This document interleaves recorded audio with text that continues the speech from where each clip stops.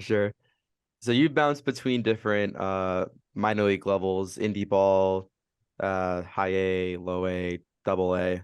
Um, where do you find it where do you find it the most competitive? I know there's obviously like the higher levels might be, but where did you think there's a pretty tough level of competition, whether that be on the field or with everything surrounding like your travel and whatnot? Um, I mean, I pitch in a few big league games in spring training, so Yeah. that's I'd say that and the World Baseball Classic have been the highest levels that I've pitched at. Obviously, I don't, I guess not obviously, I don't think many people know this, but there isn't really much of a difference from level to level. I'd say the biggest difference between any level is high A to double A. Even double A to triple A and triple A to the big leagues, I don't think is that much different. I think anyone in double A or anyone in triple A would be able to have success in the major leagues, or even more success, right? Some hitters say it's easier to hit in the big leagues than it is in the minor leagues because in the big leagues, the pitchers are throwing more strikes and hitting their spots. So it's easier to hit when guys are throwing in the zone. When guys are throwing 98 and it's, missing in and out. In some of the lower levels in the minor leagues, is actually hard to hit.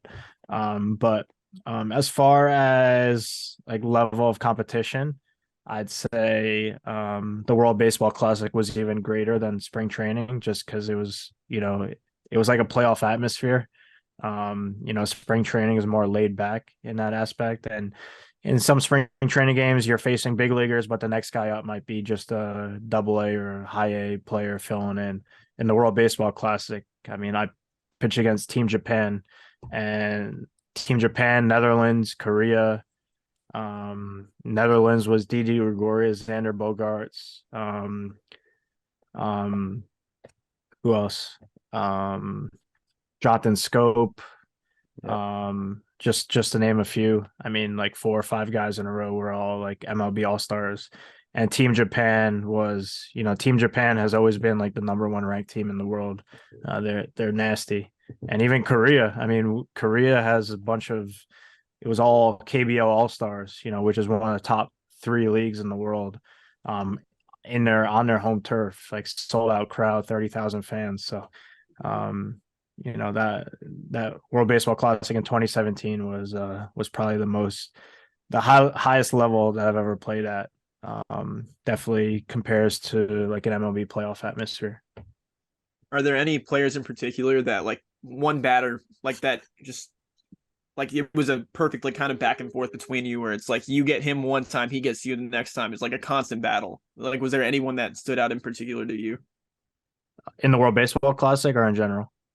In the WBC, but if there is anyone outside of that as well, like feel free to throw that name in there too. I remember pitching against Didi Gregorius in in Japan. So Korea, he flied out to center field, right? And then I faced him again in the next round because Netherlands and Israel both advanced from Pool A to the second round. So I pitched against him again in Japan. I had him to a 1-2 count, right? Got him to swing and miss a couple of times. He kept fouling off pitches, fouling off, fouling off, fouling off. I kept throwing him slider. We're familiar. Um, yeah, which was a good pitch because he swung and missed on it a few times, and that's what I got him out the first time. And he ended up walking. It was like a 10 pitch at bat, and we all stayed in the same hotel. And I went up to him a few days later. And I said, "Hey, like, hey, that was a good at bat you had there." I said, "Did you know it was coming?" He's like, "Yeah." He said, "If you threw me a fastball, you could have lobbed it over." He said, "You would have struck me out. I was just sitting slider." Um, so I actually remembered that conversation. I pitched against him a few weeks ago in Puerto Rico. He was on Santurce, and I threw him a first pitch fastball, and he popped it right up to shallow left field. So I don't know if you remembered me or that conversation, but I did. And that's what we Absorb. call development. Yeah, exactly. Exactly. Exactly. Learning from your mistakes, right? Oh yeah. We can all remember Didi swinging at that like loopy slider curveball breaking away from him lefty on lefty and just fouling it off home plate like we're right behind home plate all the time. He Yeah. was a pesky at bat. Yep. Your slider's also just like filthy. So the fact that he was able to constantly get wood on that in the first place just means that he was fully honed in on one pitch. Yep, exactly. So I saw that you posted that you're on the Team Israel WBC shortlist for this upcoming World Baseball Classic. Has that roster been announced? Do you know if you'll be participating? Yeah, I don't think the final roster is announced till February 7th, but hoping for the best. Yeah.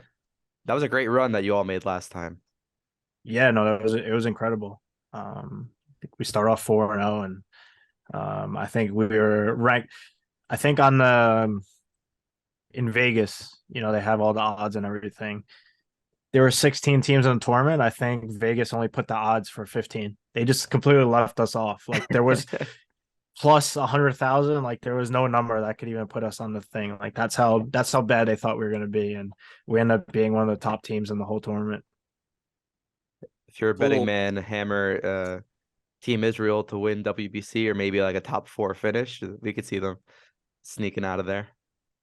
Hey, I'd rather be the underdog, right, than be the team with all the pressure and then lose. I'd rather be the underdog because it makes it even more special when you win. Y'all had some Shlomo Lipitz's insanity going on too. Oh yeah, he got the pitch a little bit. He's actually a Hurricanes legend. He played 2 whole games with us in the preseason in 2020. Oh wow. What happened? You couldn't afford to keep him? Yeah, I think our $5 MetroCard contract was not quite in his budget. Or our budget at least. What's that team roster like? Is it a lot of like Jewish Americans who play for Team Israel? I don't know this year. I mean, they haven't told us anything. I think Israel is one of like the only teams that hasn't publicly announced the full roster. I'm not sure why. But as far as last time goes, 2017, there were a good amount of big league guys on the team. Some guys that weren't currently in the big leagues but had big league time, like Ike Davis. So we had some really good players. We didn't really have like superstar players on our team, which is why I think we weren't ranked as high as we should have. But rankings don't matter because how many times do rankings actually turn out to be what the result is? Right? Like you look at the favorites in MLB or the favorites in the NFL, and then you look at the playoffs, World Series, Super Bowl. It's always different teams than you expected, right? So rankings really mean nothing at the end of the day. It's all just hype.